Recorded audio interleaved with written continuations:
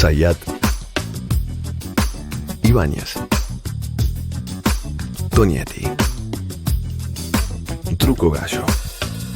Hola, sean bienvenidos a Truco Gallo, el podcast sobre actualidad política y económica de Argentina. Este es el episodio número 156 de la tercera temporada. Mi nombre es Daniel Tonietti y me acompañan Alfredo Cuchu Zayat. Cuchu, ¿cómo le va? Bien, muy bien. ¿Cómo andan todos? Buen día, buenas tardes, buenas noches. Bien, se completa el equipo con Pablo Totó Ibáñez. ¿Cómo le va, Totó? ¿Cómo andan, muchachos? Buena semana para todos y todas. Muy bien. Bueno, mientras nosotros estamos aquí grabando este episodio en otro lugar del planeta Tierra, más precisamente en la bellísima y romántica Venecia, en el norte de Italia, está allí el ministro Martín Guzmán, con un grupo importante de colaboradores, donde también está Sergio Chodos, el representante argentino y otros países del Cono Sur frente al Fondo Monetario Internacional, en la reunión de los ministros de Economía del G20, que es un foro internacional del cual participa la Argentina. Bueno, tuvo una sucesión de reuniones, entre las cuales tuvo una reunión con la secretaria del Tesoro de los Estados Unidos, una reunión muy larga, según relatan los periodistas en diferentes medios, una reunión bilateral, a solas, muy larga, por espacio de 1 hora, con Kristalina Georgieva,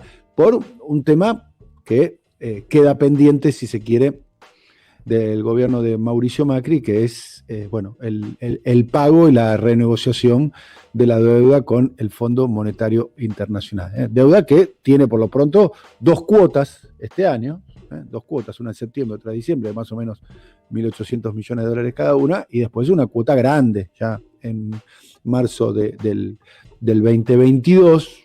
Falta un montón, es un siglo, faltan las elecciones, el fin de la pandemia o alguna sorpresa más para el marzo del 2022, y se está renegociando un acuerdo, vale decir, cosa que siempre repite Alfredo, que siempre escribe Alfredo y que nosotros repetimos del primer momento, el crédito más importante asignado a un país en los términos que se quiera, inclusive nominales, de toda la historia del Fondo Monetario Internacional, ¿no? El crédito que le dio el Fondo Monetario al gobierno de Mauricio Macri. Bueno, mientras nosotros estamos acá, se está llevando adelante esa negociación. Alfredo. Está claro que, y lo vuelvo a reiterar porque para mí, esto voy a reiterarlo los próximos 10 años por lo menos, que la peor herencia que dejó el tercer ciclo neoliberal, o sea, el gobierno de la alianza macrismo-radicalismo, fue el crédito del Fondo Monetario Internacional.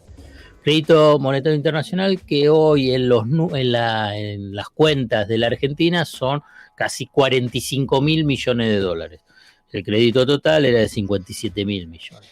Bueno, y además con un cronograma de pago que era para los próximos 2 años. Empezaba como bien lo mencionaba vos, Dani, en septiembre y en diciembre tenés que pagar 1.800 millones de dólares cada uno, y después en el 2022, 2023 se concentraba todo el resto del pago. O sea, traducido, es impagable, es una deuda impagable, no se puede pagar. Y entonces el problema, la verdad, lo tiene que tener el acreedor cuando pasa una situación así. A lo que se le suma que también el Fondo Monetario Internacional entregó ese crédito inaudito, inédito, porque fue un crédito político. O sea que las negociaciones tienen que ser políticas. Ahora bien, uno lo puede plantear desde acá, desde este micrófono, y a la vez también Argentina lo puede plantear, pero del otro lado quiénes están los dueños de la pelota. Los dueños de la pelota, del arco, de la cancha, del árbitro, del vestuario, del estadio, de todo. Son los dueños de todo. Entonces es muy difícil en esa negociación, pero claramente la negociación tiene que ser política, a lo que se le suma la pandemia. Y yo creo que la pandemia te da un poquito más de margen para esa negociación, un poquito más de margen para esa negociación.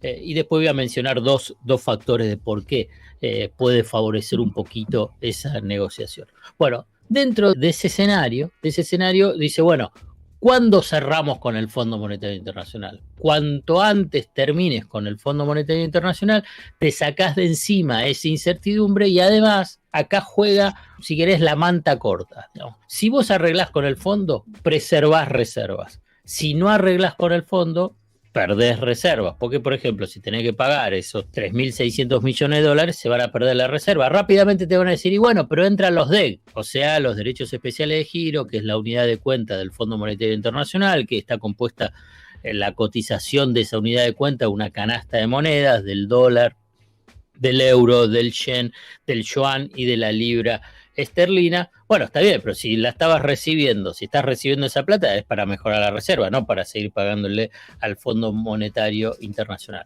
Pero a la vez, si cerrás con el Fondo Monetario Internacional, y bueno, el Fondo Monetario Internacional no se va a salir, más allá de que sabe que es un crédito político, de lo que es su manual tradicional, que es un crédito a 10 años, es el Stand Facility, y por consiguiente son revisiones trimestrales, es decir, bueno, a ver, te audito, ¿cómo va la evolución de la política monetaria, la emisión monetaria, el gasto público, la política cambiaria, las reservas? Bueno, ¿cuáles son las transformaciones, reformas para mejorar la productividad y la economía de la Argentina? Bueno, tenés a alguien molesto. Tenés a alguien molesto Alfred, para la economía, sí. ¿me dejás hacerte una consulta? ¿Eso es el famoso artículo 4? No. El artículo 4 es las tradicionales revisiones anuales que realiza el Fondo Monetario Internacional a cada uno de los 190 miembros que tiene. Es la tarea que tiene de revisión, incluso la hace también para Estados Unidos, hace una revisión de todos los países. Cuando la revisión trimestral es cuando tenés un programa específico con el fondo a partir de un crédito. Entonces, inicialmente era esa la idea, haces un plan a 10 años, con años de gracia para no pagar, era el esquema tradicional.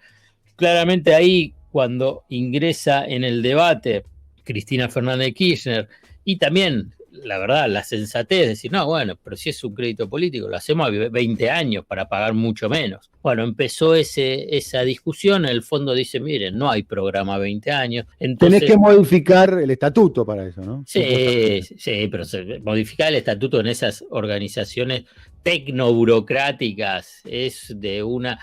No te dan los tiempos, no dan los tiempos. No. Fíjate que para la ampliación del capital de 650.000 millones de dólares de DEC, hay todo un debate y avanzó el debate, pero todavía tiene que ser aprobado. Y esto ya lo estaba pidiendo Kristalina Georgieva del año pasado y se resistía en ese momento Estados Unidos cuando estaba Donald Trump como presidente. Con Joe Biden se abrió la puerta para que pueda avanzar. Alemania también se resistía, pero bueno, cuando Estados Unidos abre la puerta, como bien se sabe, es el dueño del Fondo Monetario Internacional.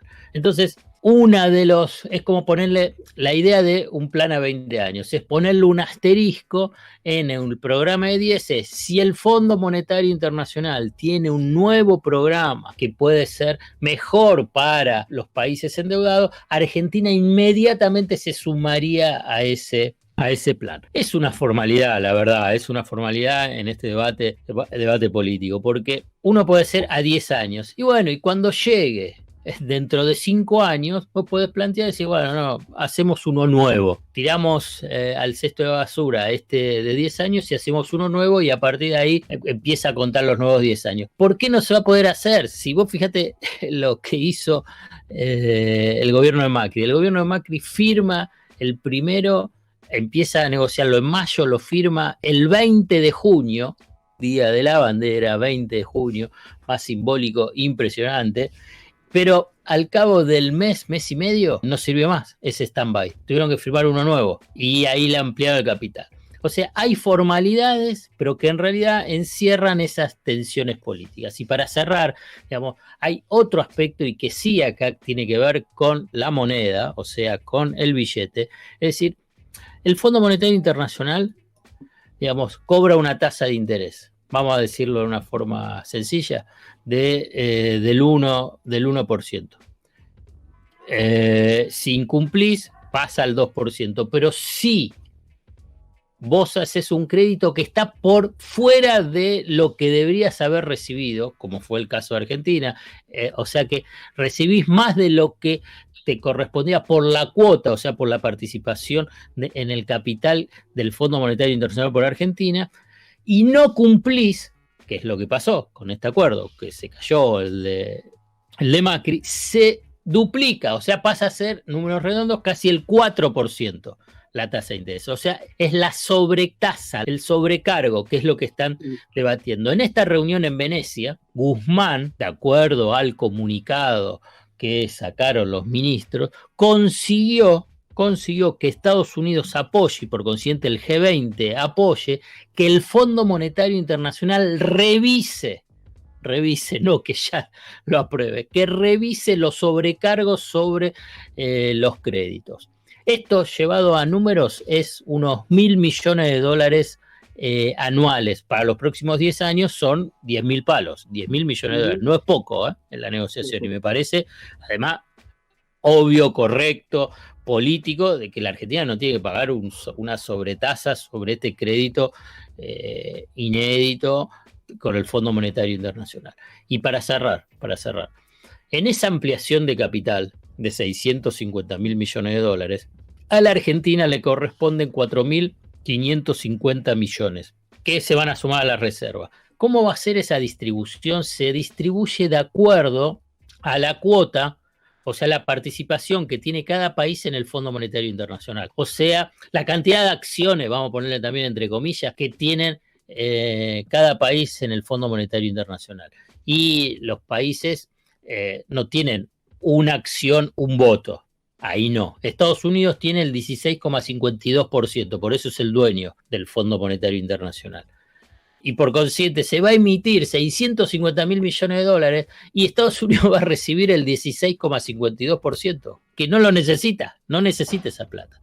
Bueno, para hacerlo bien sintético, 7 países, los 7 países, Estados Unidos, China, Japón, Alemania, Francia, Gran Bretaña, Italia, 7 países que son las potencias de Occidente, tienen el 45% de todo el capital del fondo. O sea, van a recibir casi 300.000 millones de dólares, exactamente 294.000 millones de dólares. ¿Para qué? Si no lo necesitan. Entonces, con una alianza muy fuerte de Argentina con México, porque México es el que está impulsando la siguiente idea, es, además de la distribución básica, por ejemplo, la Argentina de 4.550 millones de dólares, el resto de los países, potencias, que no necesiten esos dólares, reasignen ese monto a otros países. El Fondo Monetario Internacional también lo impulsa, pero fíjense cuál es el detalle. Dice, para países pobres y vulnerables.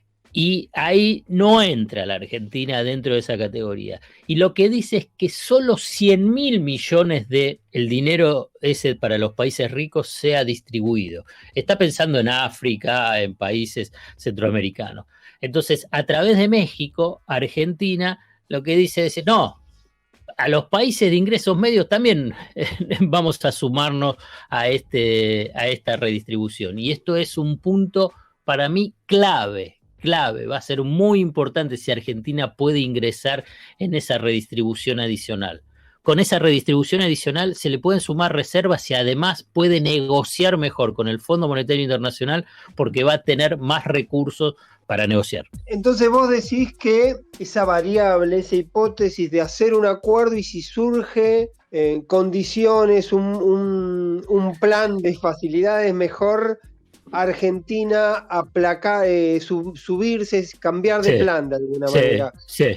¿Vos decís que esa posibilidad no está hoy en el menú o sí? Sí, está en el menú. La propone, hay que ver. Pero la verdad para mí es una formalidad. Es una formalidad.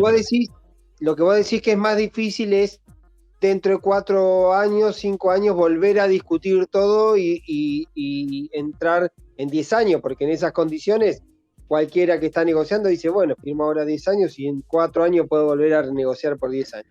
Y sí, bueno, a ver, digamos, yo lo que quiero decir, no hay soluciones buenas, digamos, es una tragedia tener esto al Fondo Monetario Internacional para la economía argentina, no por el gobierno de Alberto Fernández, para la economía en general, para el próximo gobierno, digamos, va a ser un potente condicionante de cualquier política económica, neoliberal o desarrollista, para ponerlo si querés, nacional y popular o de derecha, como quiera, digamos, tener un crédito de esa magnitud y con el Fondo Monetario Internacional, que además también pueden cambiar, porque hoy lo tenés a los demócratas y a Janet Yellen en la Secretaría del Tesoro de Estados Unidos, que tiene buena relación con Martín Guzmán, pero puede cambiar los funcionarios, puede volver los republicanos que son mucho más duros, no estoy diciendo que los demócratas no sean duros. Entonces me parece que ahí el problema es ese con el Fondo Monetario Internacional. ¿Sabes cuál sería el escenario ideal? La posibilidad de pagarle todo al Fondo Monetario Internacional y no tenerlo. Y en última instancia ver si tenés algún país mecenas que te da un crédito extraordinario para pagarle al fondo. Y listo. Y después sí, seguís con el artículo 4, de la supervisión con el fondo. Esto último que estoy planteando tiene más una cuota de, no sé si de fantasía, pero de mundo ideal. Bien, lo que se sabe es septiembre 1.810 millones. Exacto. Diciembre 1.810 millones. Exacto. Y marzo del año que viene 4.039 millones, ¿no? Del fondo, más 2.000 millones del Club de París, si no tenés cerrado el acuerdo con el fondo.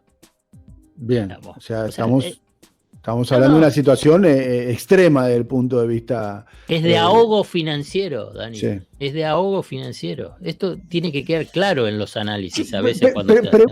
Pregunto, ¿y la responsabilidad del fondo? Porque yo veo la reunión del G20 y está allí Christine Lagarde, que era la titular del fondo, y hoy a cargo de la política monetaria de Europa, ¿no? La ascendieron a Christine Lagarde. Sí, no, esa foto es, porque viste que en esa foto está Christine Lagarde y al ladito está Martín Guzmán. Sí. Es la muestra más contundente de la impunidad de cómo funciona la actual arquitectura financiera internacional. La que hizo un desastre con el Fondo Monetario Internacional, esa arquitectura financiera internacional, o sea, manejada por los poderosos, los países ricos, la ascendieron a ser presidenta del Banco Central Europeo, como bien decís vos, es un cargo importantísimo a nivel de la política monetaria en Europa, ¿no? Bien, vamos a seguir de cerca este tema y en el próximo capítulo, estén atentos, vamos a hablar de las derivaciones políticas locales del acuerdo con el fondo, que se hacen de alguna manera de modo privado, uno infiere, se discute, se debate, es un gobierno que es una coalición, un frente con diferentes posiciones, es natural que eso suceda, digamos, es descriptivo lo que estoy diciendo ahora, pero con el elemento novedoso que ahora las críticas se hacen a cielo abierto. ¿Qué es a cielo abierto? En lugares públicos. Y vaya si se hicieron lugares públicos. Por un lado, Máximo Kirchner, planteando cómo tiene que ser la discusión con el fondo, lo hizo en la Cámara de Diputados, en la Cámara de Representantes.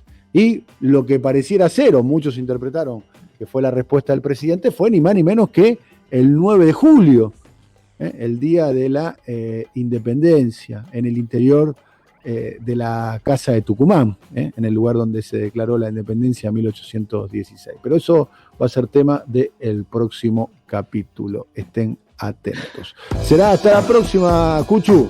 Un fuerte abrazo para todos. Me imagino lo que debe ser la visita de la misión del fondo en Gonet. ¿No? Ni los dejan entrar, ¿o no? ¿O no? ¿Les hacen la zanja de Alsina o no? No, acá están. Vienen seguido. Gonet ha sido entregado. Claro, está muy bien. Está muy bien. Bueno, será hasta la próxima, alcalde. Hasta la próxima. Saludos, señores. Hasta la próxima, en el próximo capítulo de Truco Gallo. Coordinación, Alfred Ábalos. Producción comercial, Pablo López. Realización, Simón Villarrubia. Diseño gráfico, Andrés Roch y Lisandro Aira para brasilcomunicación.com.